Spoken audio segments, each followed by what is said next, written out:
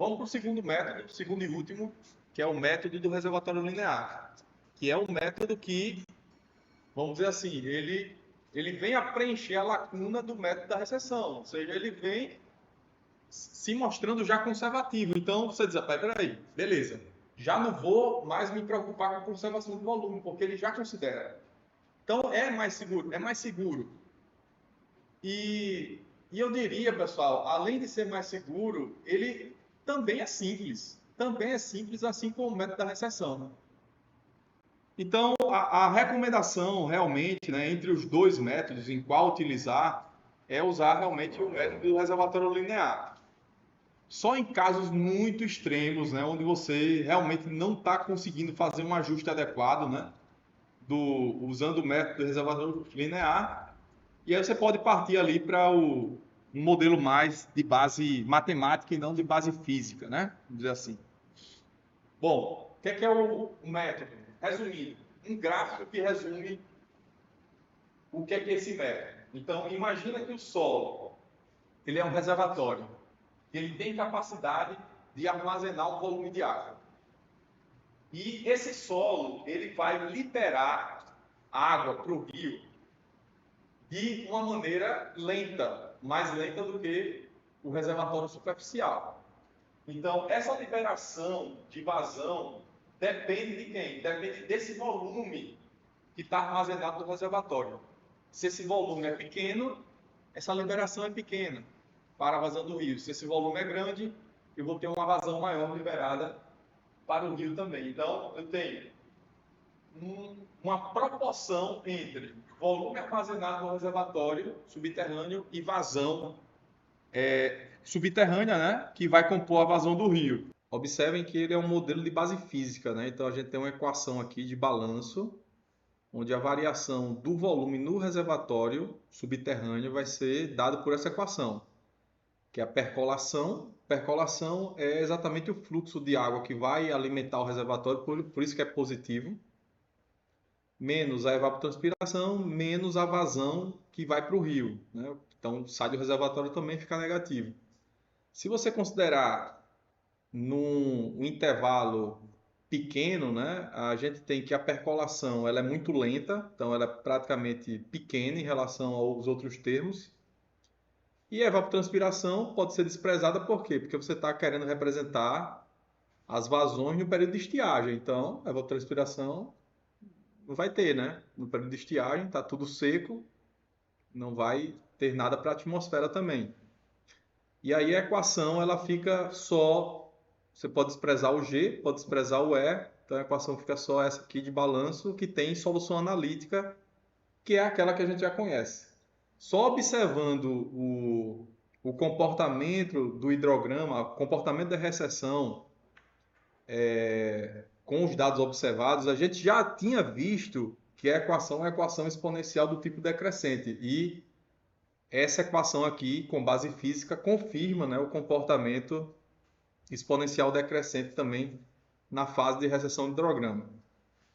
Bom, o reservatório linear, então, tem como base física essa equação diferencial. Muito bem.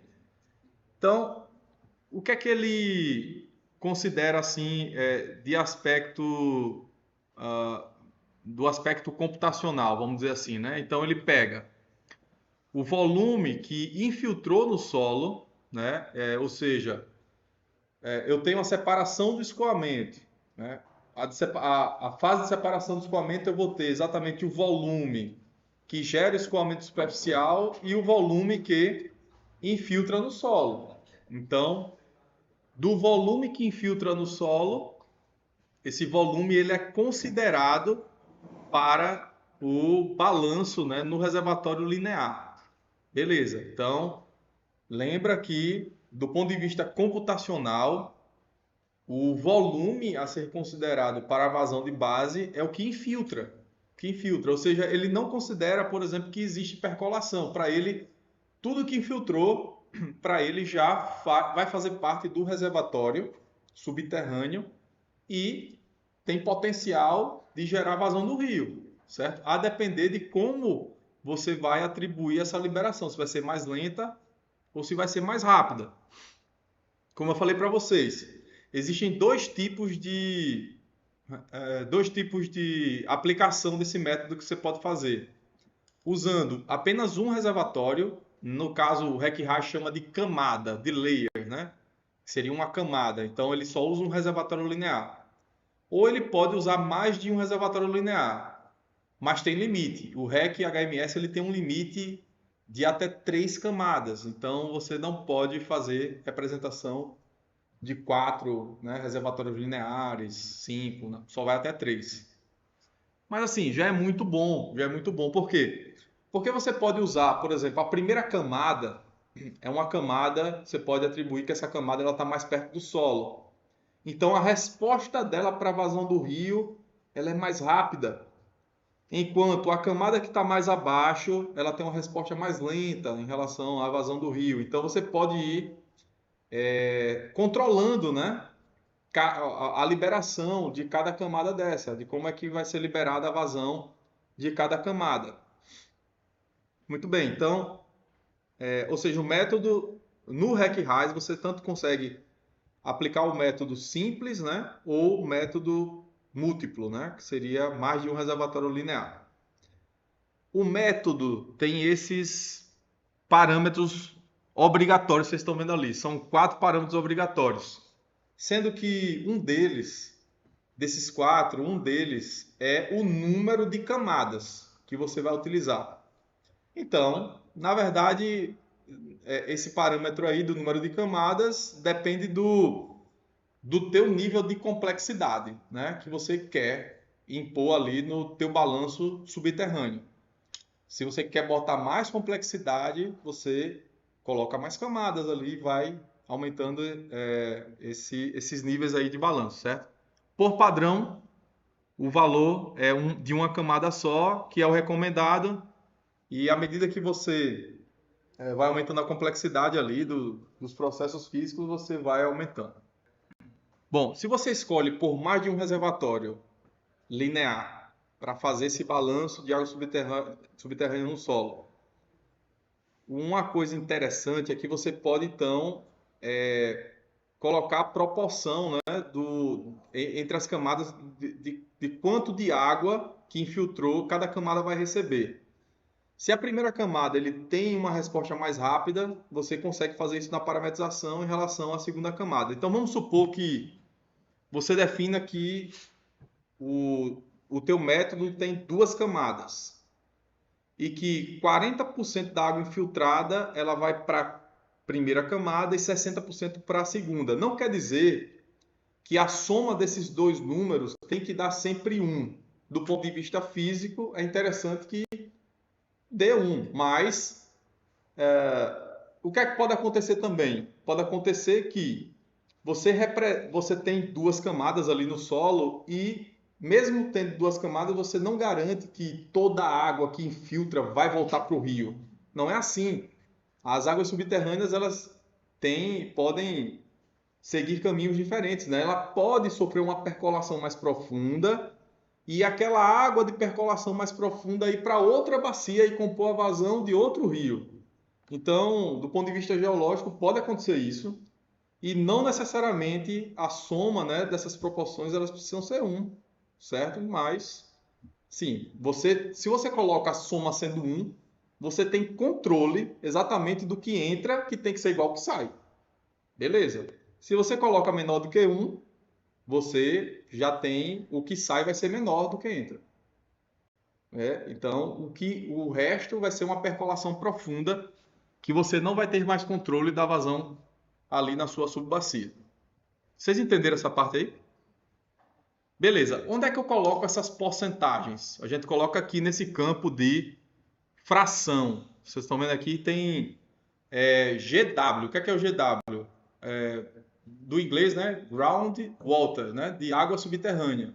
Então, GW, aí tem GW1, fraction, né? Fração, a fração da primeira camada e a fração da segunda camada. Então, observem aqui que a fração da primeira camada é de 0,4 e a fração da segunda camada é 0,6.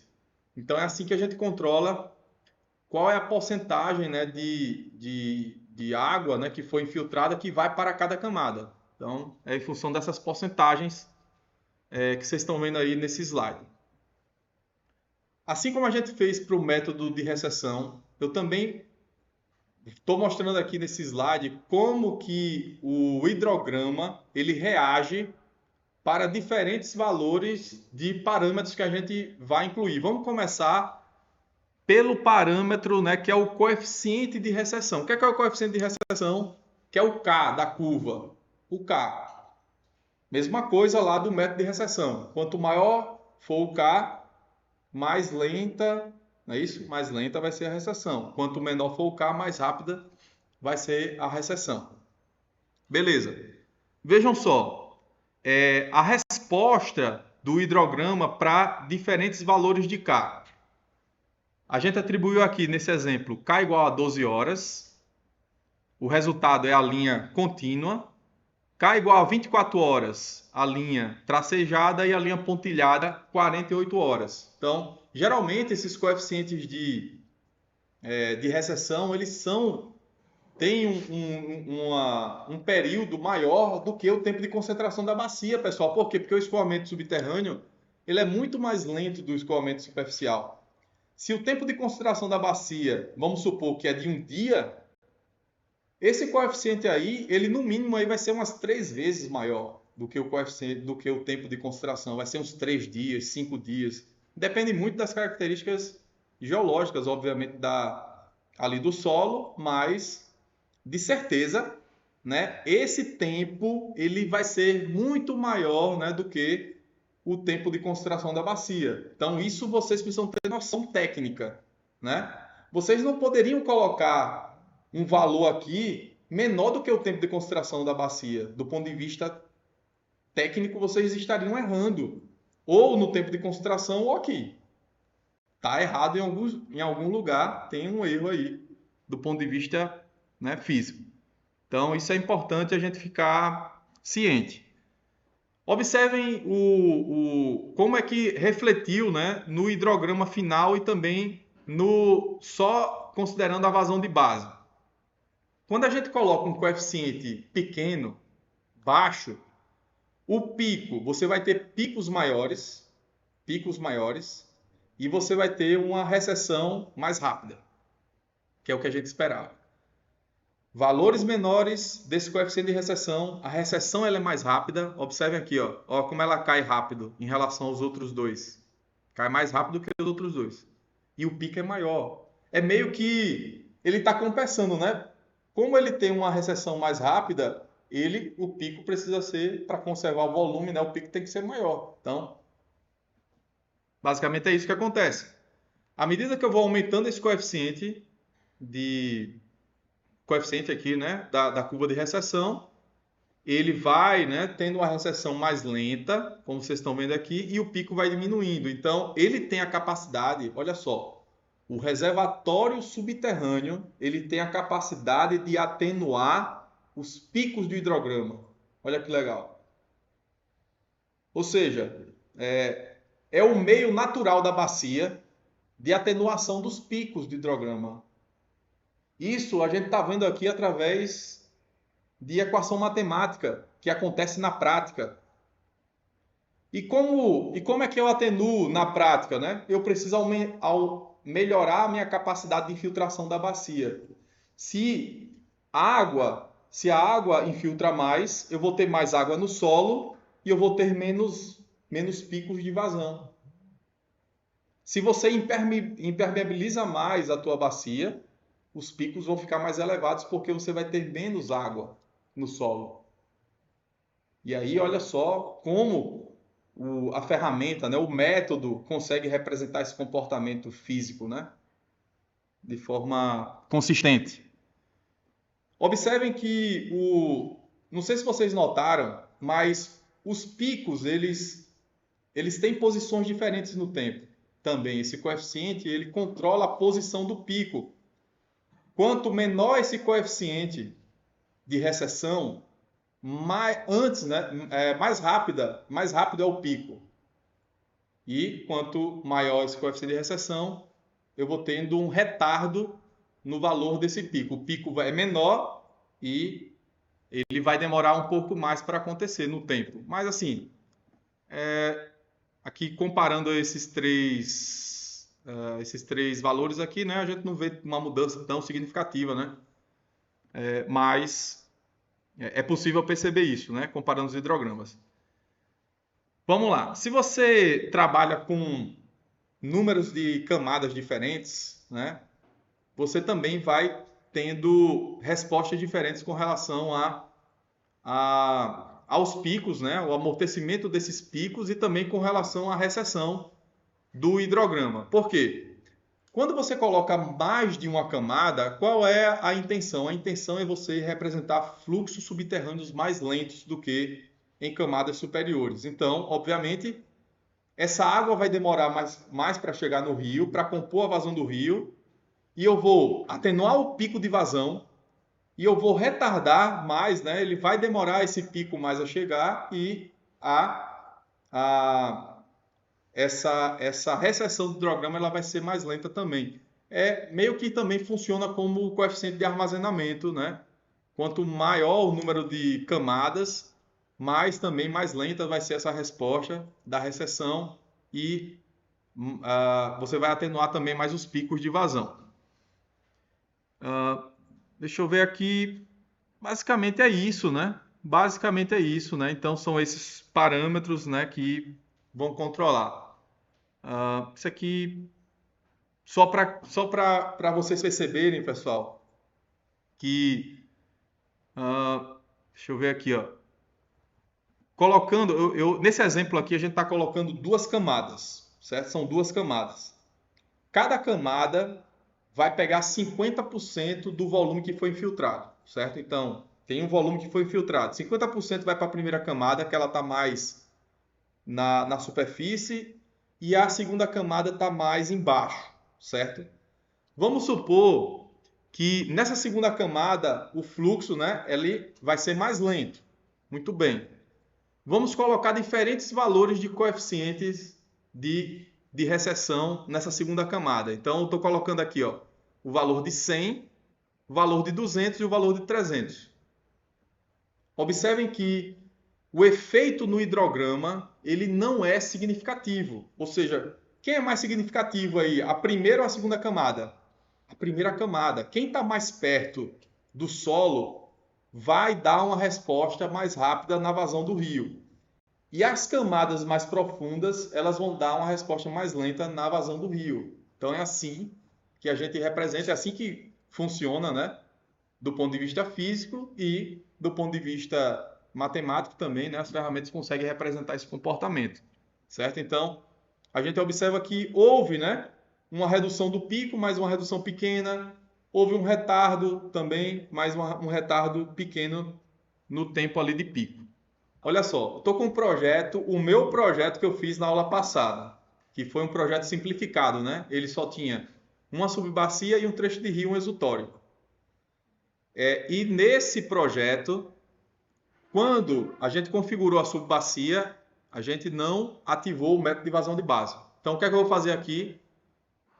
Eu vou ativar para que vocês também façam isso para o projeto de vocês. Como é que vocês têm que fazer? Vocês têm que, para cada subbacia, ativar o método.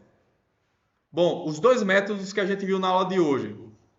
Esse método aqui, que é o método de recessão, no REC HMS é o resection só, tá? E o método do reservatório linear reservoir. Então, eu tenho esses dois métodos que estão lá no REC HMS. No projeto, vocês vão ativar reservatório linear, que é o método conservativo. Quando vocês ativam o método de vazão de base aqui, o reservatório linear, ele vai abrir uma aba nova chamada BaseFlow.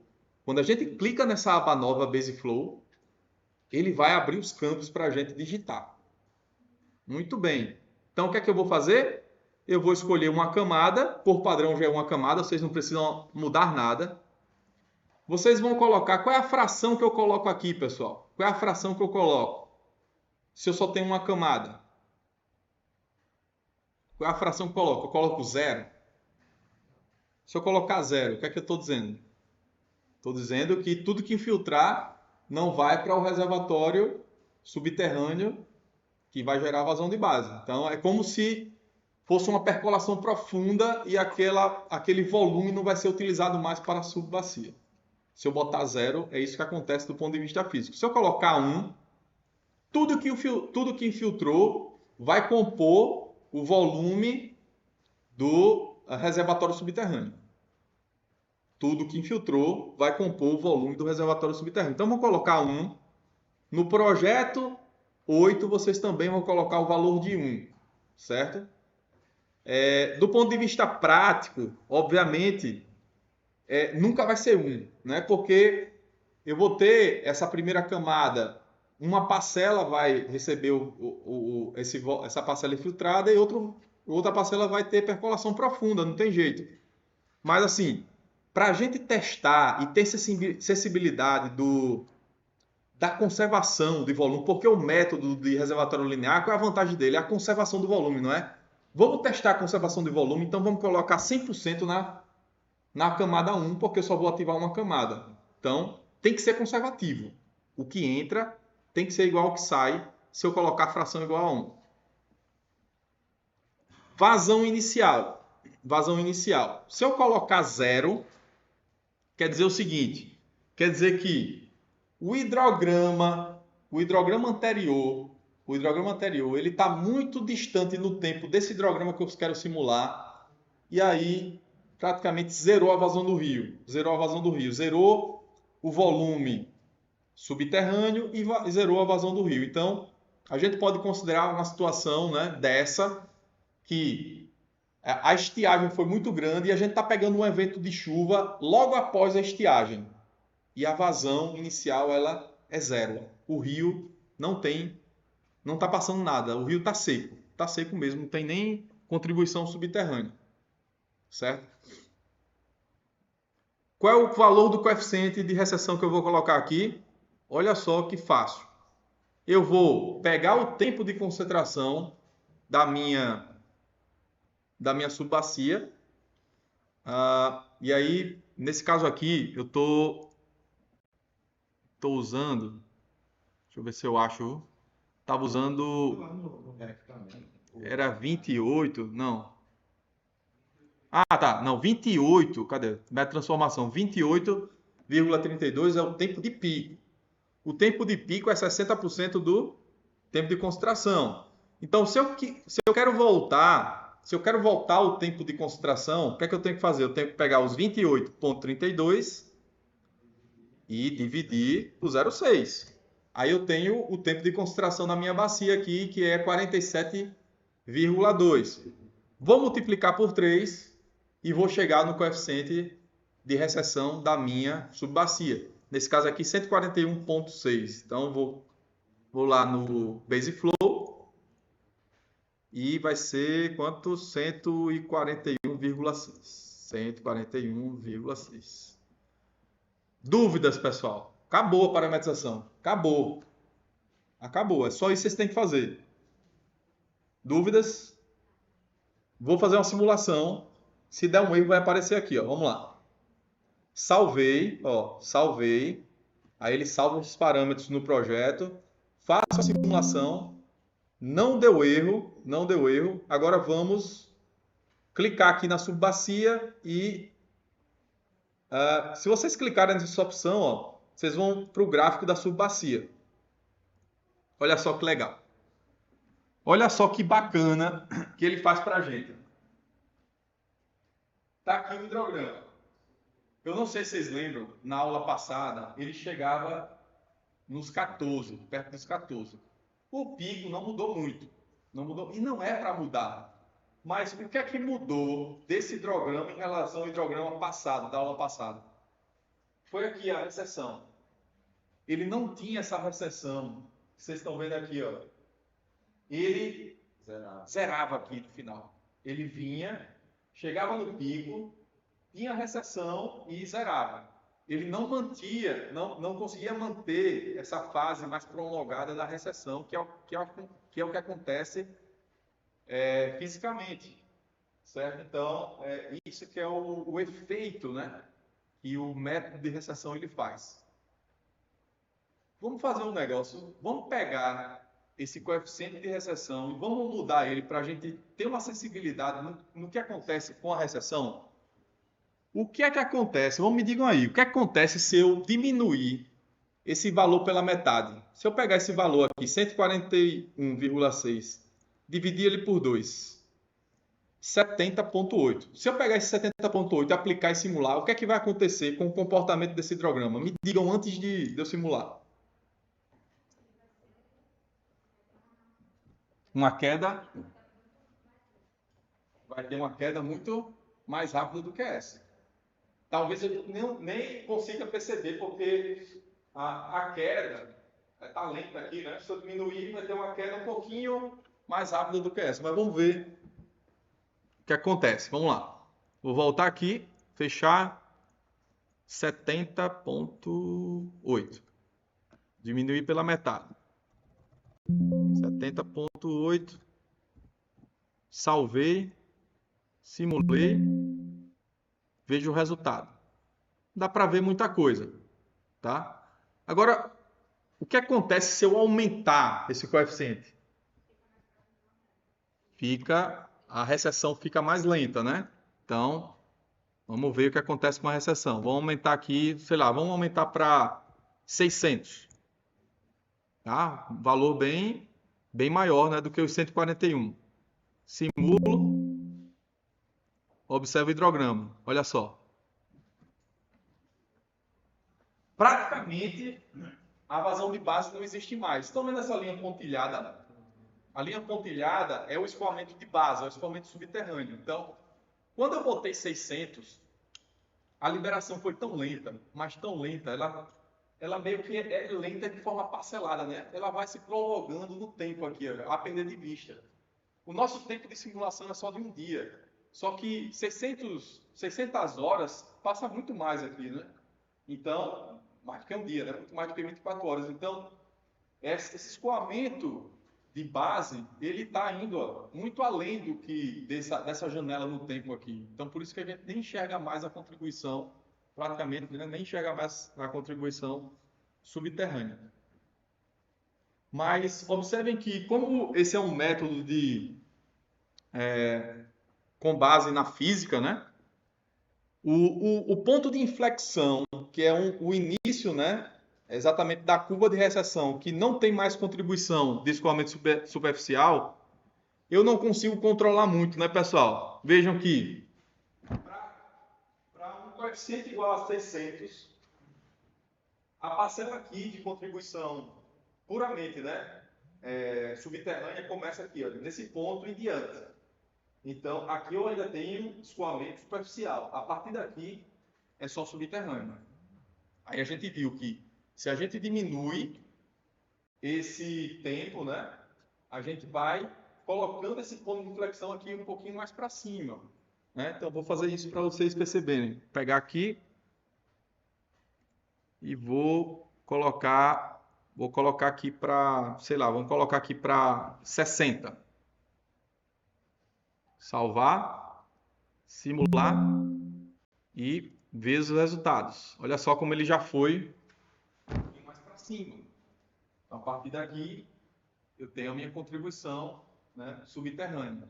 Então, a gente não consegue, né, controlar, né, exatamente onde vai começar a recessão. Né? Então, a recessão sempre começa aqui já na fase final. Né? Independente se o meu coeficiente de armazenamento é pequeno ou grande, meu ponto de inflexão ele sempre está pegando aqui do final. Quando a sua bacia, né, tem um comportamento diferente como esse aqui, então a gente poderia utilizar um outro método. Né? Se a tua recessão ela começa mais para cá, aí a gente poderia usar o método da recessão, né? Para dizer exatamente onde a recessão começa e como é que ela vai decair. Vamos fazer esse teste? Olha só. Vou pegar o método de recessão aqui, vou mudar para o método de recessão, escolher que sim, e vou atribuir rapidamente os parâmetros aqui. Ó. Vou começar com a vazão inicial 0, como a gente fez. Eu vou colocar que a razão ao pico é de 50%, então ele vai começar a recessão em 50% do valor do pico, que é de 14, né? Mais ou menos 14. E a constante de recessão, lembre que a constante de recessão, quanto mais perto de 1, fica reto. E quanto menor esse valor, o decaimento vai sendo mais rápido, né? Então eu vou colocar 0, sei lá, 0,2. Então já está mais perto de zero. Então eu vou ter um decaimento. Salvei, simulei, visualizei os resultados. Olha só. Eu estou forçando, olha só como eu estou forçando a barra aqui. Eu estou forçando a barra aqui, pessoal. Estou pegando e dizendo, ó, comece a recessão nesse ponto, a 50% do PIB. É matemática, não é físico. Estou forçando aqui, ó. Começa a 50%. E a partir daqui, tem uma curva, né, com esse grau, né, de decaimento, né, de 0,2. Se eu diminuir mais, eu vou fazer um comportamento, né, mais rápido para baixo. Né? Se eu diminuir, se eu colocar 0,1, eu vou ter uma recessão mais rápida também. E se eu colocar mais perto de 1, eu vou ter praticamente horizontal aqui. Certo? E aí, pessoal, dúvidas?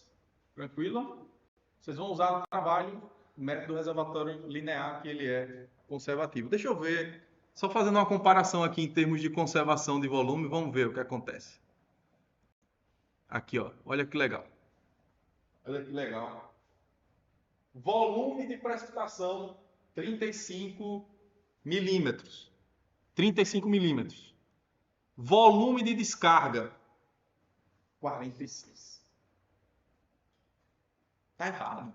Do ponto de vista físico, tem um erro. Eu forcei a barra ali, talvez eu forcei ali para que o meu hidrograma observado fosse parecido com o hidrograma que eu calculei. Mas, olha que eu tenho um erro de conservação de volume. Vamos mudar o método, vamos para o método de conservativo, né? Vamos pegar aqui, mudar para reservatório linear, vamos usar os parâmetros que a gente usou aqui, como foi mesmo? 141,6, eu acho. Ah, não, esse aqui é o coeficiente e aqui a fração de 1. Fração de 1. Então, tudo que está infiltrando, ele vai para o reservatório subterrâneo. Vou simular, visualizar os resultados, beleza, muito bem. Agora vamos visualizar agora os volumes. Olha só os volumes. Volumes. Volume precipitado, 35. Descarga, 10. Faz sentido. Por quê? Porque a outra parcela, né, os 25 milímetros, eles estão sendo diluídos, né, ao longo do tempo. Não chegou a... eu só estou fazendo uma visualização de um dia. Se eu colocasse para fazer uma simulação de mais dias, né, aí sim daria os 100%. Mas, vejam só, se eu pego esse volume aqui, deixa eu diminuir aqui para poucas horas aqui, ó, só para ele ficar bem rápido aqui, para ficar super rápido a recessão. Ó, salvei, simulei, ó, o resultado, beleza? Agora vamos ver os volumes. Paz. Volume de precipitação, 35. Volume de descarga, 35, mostrando que o método é conservativo. O que entra é igual ao que sai. Certo? Então, aí está a prova que o método é conservativo. Eu peguei, o que é que eu fiz ali? Eu considerei que o coeficiente de recessão era muito pequenininho, então a recessão ela foi super rápida a recessão. Então, ela não é uma recessão lenta, né, que vai demorar no tempo. E aí a gente observa, né, que o volume é conservativo. Agora, do ponto de vista físico, tem um problema do ponto de vista físico. Qual é? Eu usei 2 horas só. Eu usei 2 horas aqui para o coeficiente de recessão. E essas 2 horas é bem menor do que o tempo de concentração da bacia, que é de 40 e algumas coisas, 40 horas. Então, tá errado. Do ponto de vista físico, tem um erro. Tem um erro. E aí, essa sensibilidade que a gente precisa ter.